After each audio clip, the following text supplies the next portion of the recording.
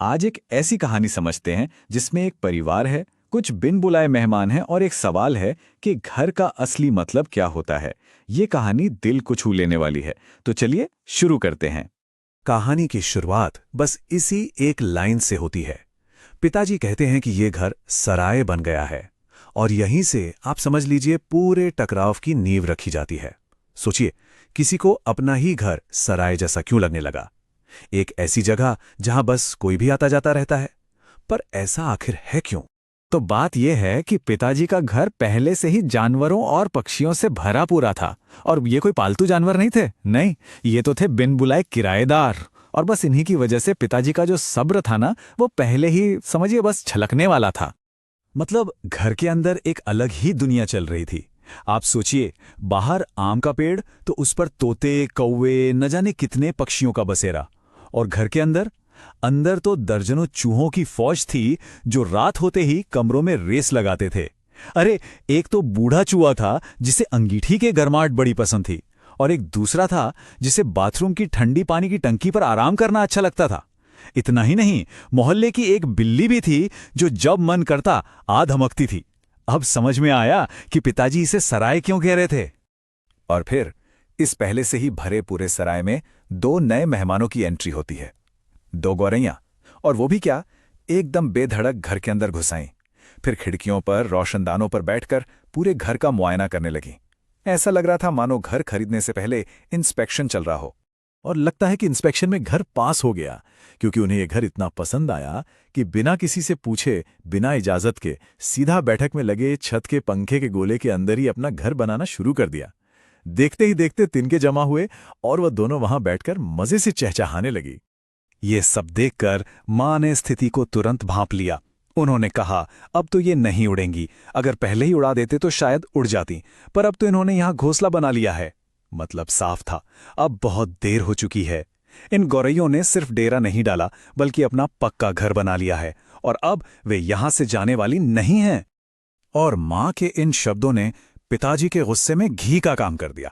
उन्हें ऐसा लगा जैसे उनके ही घर में उनकी ही सत्ता को कोई चुनौती दे रहा है। और बस फिर क्या था, उन्होंने इन नन्ही सी चिड़ियों के खिलाफ समझिए एक तरह से जंग का ही ऐलान कर दिया। अब पिताजी का जो बैटल प्लान था वो देखने लायक था। सबसे पहले पंखे के नीचे खड़े होकर जोर जोर से तालियां बजाईं और शू शू करके चिल्लाए। जब इससे कोई फायदा नहीं हुआ तो वो हाथ पैर हिलाते हुए कूदने लगे। इसके बाद एक लंबी सी छड़ी उठाई और सीधा घोंसले पर ही हमला बोल दिया। यहां तक कि एक दरवाजा छोड़कर सारे दरवाजे बंद कर दिए, ताकि चिड़ियां बाहर निकल जाएं, और हर छोटी बड़ी दरार में कपड़े ठूंस दिए।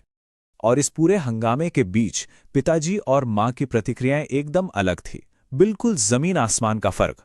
एक तरफ पिताजी थे जो गुस्से और जिद से भरे हुए थे, और दूसरी तरफ मां थी जिन्हें ये सब किसी तमाशे से कम नहीं लग रहा था। वो तो पिताजी के कूदने को नाच कहकर उनका मजाक उड़ा रही थी। और फिर मां ने एक ऐसी बात कही जो पिताजी को और चुभ गई। उन्होंने कहा, छोड़ो बीजी, चूहों को तो घर से निकाल नहीं पाए, अब चिड़ियों को निकालने चले हैं। ये मजाकिया टिप्पणी थी, लेकिन ये पिताजी के आत्मसम्मान पर सीधा वार थी, और इसने उनके गुस्से को और भड़का दिया।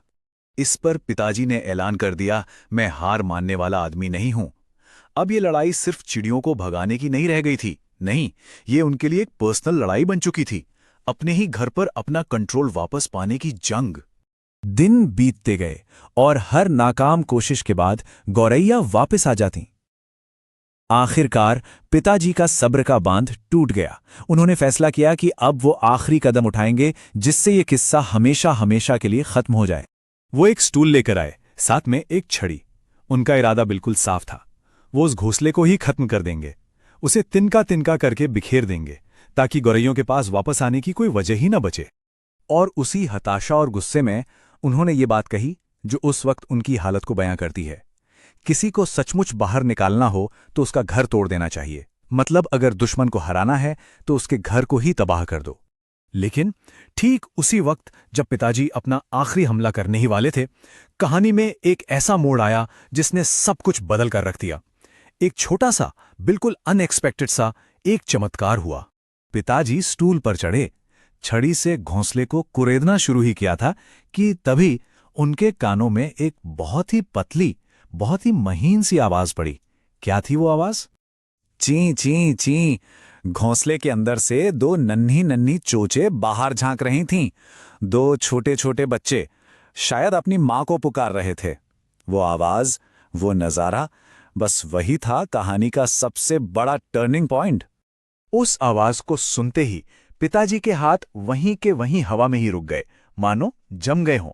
उनका सारा गुस्सा, सारी जिद, सारी की सारी हताशा एक ही पल में पिघल गई। वो बिना एक शब्द कहे चुपचाप स्टूल से नीचे उतर आए। और बस उसी एक पल में ये जंग खत्म हो गई। उस दिन उस घर का मतलब ही बदल गया। वो अब सिर्फ एक इमारत नहीं रहा, बल्कि कई परिवारों का एक सच्चा आशियाना बन गया था।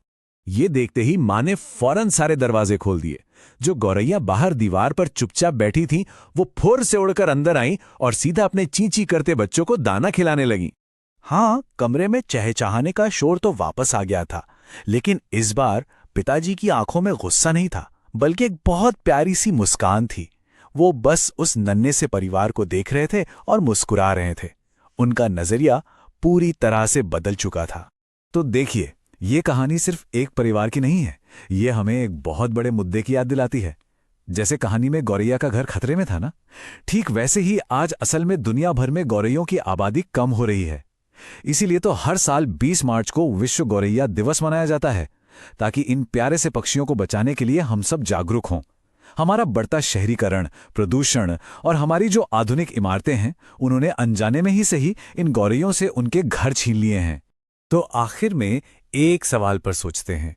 इस कहानी ने हमें दिखाया कि कैसे एक छोटे से नए जीवन को देखने का सिर्फ एक पल टकराव और गुस्से की भावना को करुणा में बदल सकता है।